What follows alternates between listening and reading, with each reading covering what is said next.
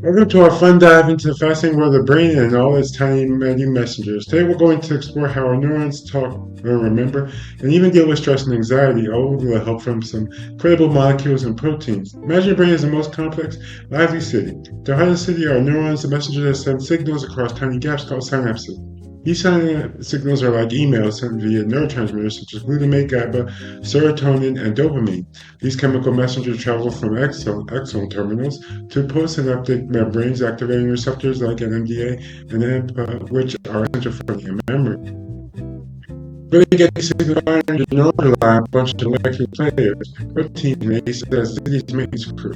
Keeping everything running smoothly, protein kinase A or PKA gets activated when cyclic AMP levels rise, often through the action of enzymes like adenocyclase. Once activated, PKA can phosphorylate various proteins, including the NMDAR receptors, enhancing synaptic plasticity, the brain's way of strengthening connections, which is crucial for long-term potentiation. Enter protein kinase or PKC, which gets activated by molecules like diacylglycerol and calcium ions. They're the messengers telling PKC time to get to work. PKC has different flavors like PKC gamma, which is essentially important in the cerebellum and hippocampus. Calcium is like the spark plug of a neuronal activity. When calcium floods into neurons via channels like ryanodine receptors and IP3 receptors, it triggers a cascade of events, including activating kinases and other signaling pathways.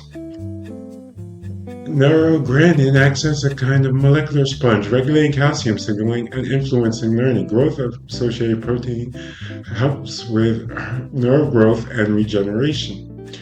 When things go out, oxidative stress and neuroinflammation can cause trouble, leading to neurodegenerative disease like Parkinson's and multiple sclerosis.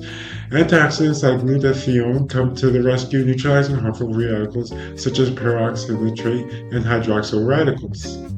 Nitric oxide, in particular, is a gas cell transmitter that diffuses rapidly across cell membranes, modulating blood flow, synapse plasticity, and even neuroinflammation.